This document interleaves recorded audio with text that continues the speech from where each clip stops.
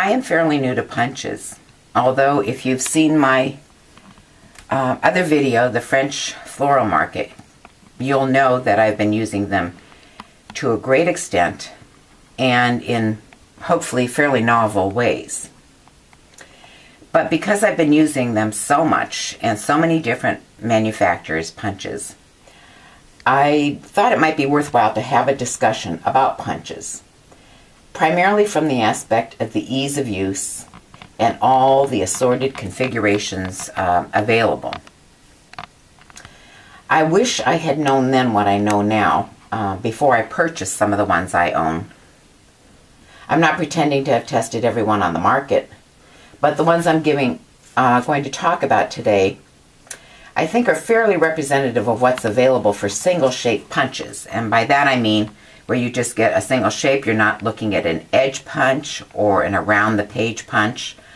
Those are a slightly different category, so I'm just dealing with these kind more or less for today. I'll tell you what features I like and which I don't.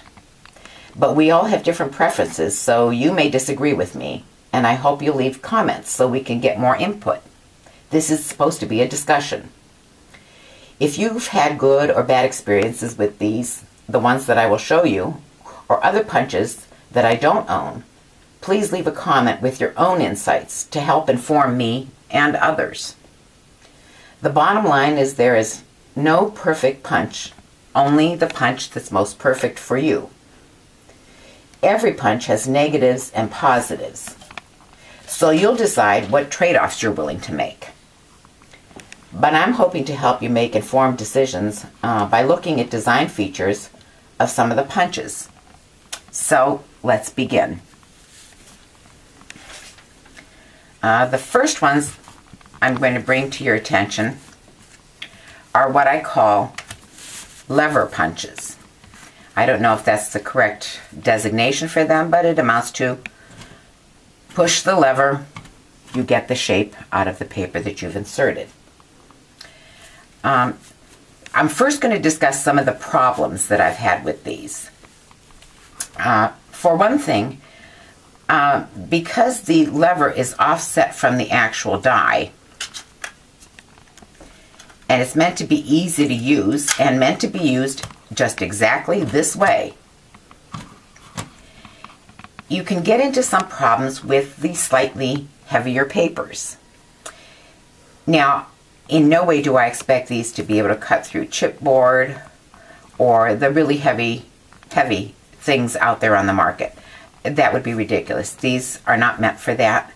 But there are papers that are somewhat heavier. The one in particular that I would think of is the Bazzill Coordinations paper, the ones with the textures on them. As you know, they're a heavier paper. They feel a little more like there's more rag content to them. There's more going on there. So what you want to do then, as normal, you insert the paper in there and you start to push the lever. Well, you reach that point, and I'm sure you know, and I'm sure this has happened to you, where it might punch through and it might not. And you have to make a choice. Am I going to put even more pressure on this lever, hoping to get the cut to happen? Or am I too afraid that if I put too much pressure on the lever will break and I'll have ruined my punch? Now, the truth is, the only really sure thing in a punch in that kind of a situation is if this punch was made out of entire metal. You could put as much pressure on it as you want and it was not going to break on you. But it also would be a completely unaffordable punch. So even the manufacturers have to decide, and make their trade-offs on how they're going to create this. And I have nothing against the plastic. It's because it's plastic that I'm able to own a collection. Otherwise, if it was all metal, I maybe own one. So in the end, you're either going to maybe break the punch, or you're going to end up not getting the shape you wanted. The punch will be in good shape, but you didn't get the heart that you were looking for out of the Bazzill paper. So that's kind of an issue. And I think it's primarily because there's an offset there. Now, even though these punches are made to be used this way, there is a problem that you come into with them, and I'm going to do a slight demo here. So I slide my paper in, I push the lever, I get the heart punch. I'm not crazy about these. I understand it was nice, but again, you might find these very useful. To me, not so much. And then you move the paper down and you align for your second punch if you need a second heart. Or actually, if you need any other shape out of this paper. Now, have you moved it too far, not far enough? You're trying to figure out where that sweet spot is, and that's kind of hard to do because you can't see it. You're effectively punching blind. I might be overlapping my previous punch. I might be wasting paper if I move it way down too far. I know I'm not overlapping, but now I'm wasting paper. And I'm the kind of person who doesn't waste anything. So my preference for using any punch is I want to be able to see the die.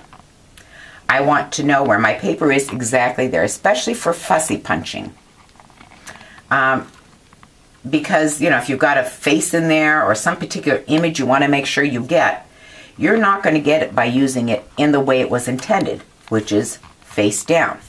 So you turn it upside down and you put the paper in there. Yep, other end. And now you can line it up. If you're fussy, I hate these things. I'm going to rip that off one day. Oh, you gotta stop. The reason I dislike these is it's hard to see what's happening under there. So I always open it up.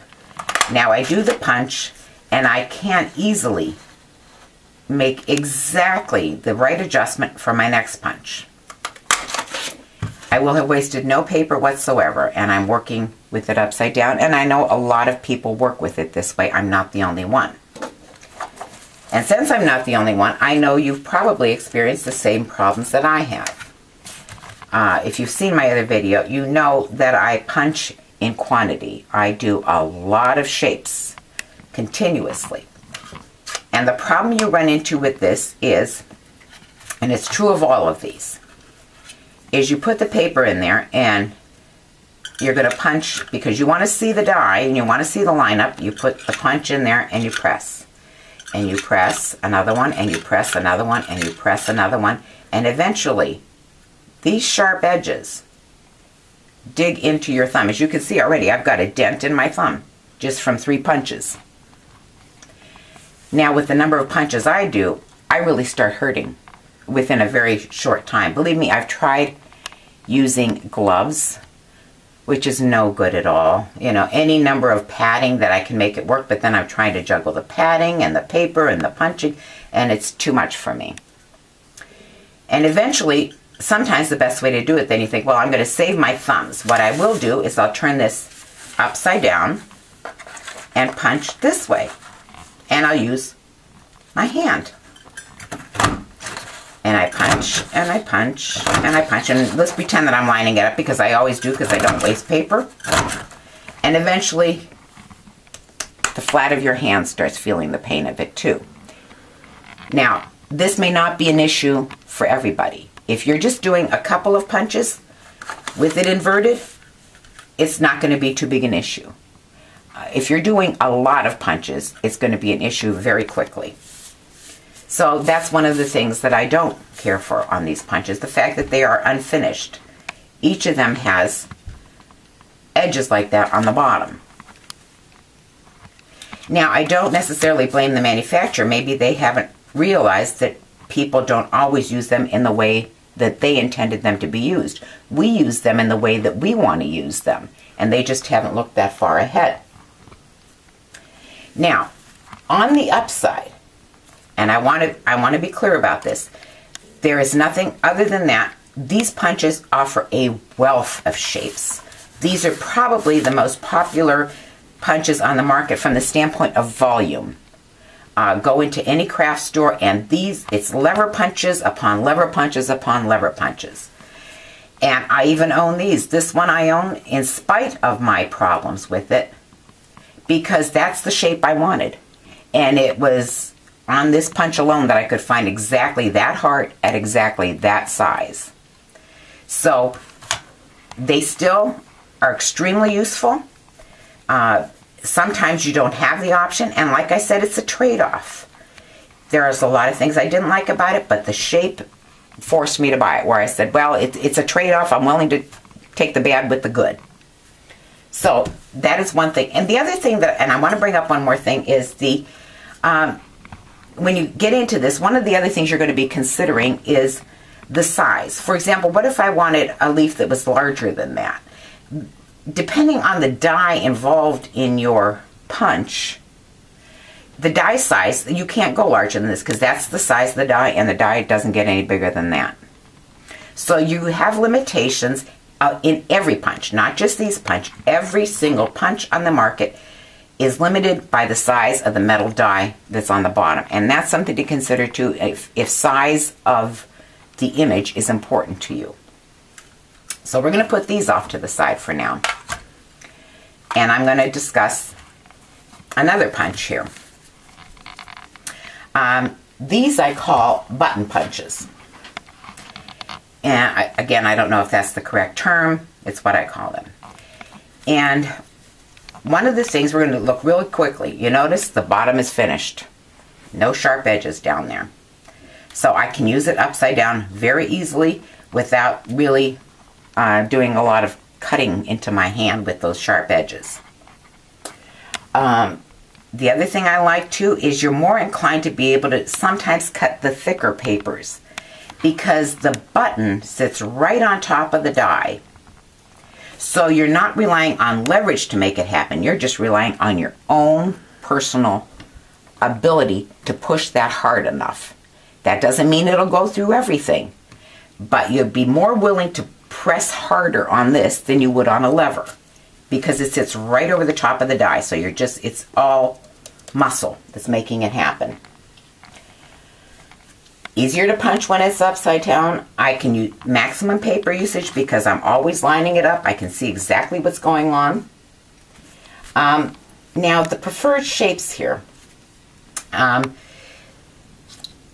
This is one manufacturer that I will, obviously I'm not going to be able to hide it from you. It's Punch Bunch. And I happen to absolutely love their catalog of shapes. These are some of their smaller punches. They have much larger punches than this. And of course, I love the anything that will contribute to making flowers, any kind of image that will work for that. And their catalog for that is unbelievably just huge. But they also have all of the other kind of images that other people might prefer. And again, like I said, it's your preferences. And so I'm very impressed with their online, punchbunch.com or something like that. And they have an amazing catalog, just huge. The other thing they have, and it's something that I don't own, so I'm not going to endorse it because I haven't tried it, but at least in theory it sounds terrific. It's a metal lever, big metal lever thing, and you put your punch in there and you put your paper in there and you just press down on the lever, and the lever makes this go down. So very little effort on your part. It's all being done with a true metal lever. Looks good. Since I haven't used it, I'm not going to say one way or another, but it has, at least in appearances, it looks like a good thing to do. And easier to use on a flat surface. I'm going to pause here because I'm running a little long, and I will upload a part 2, and that way we can do justice to all the different products that I've got here in front of me.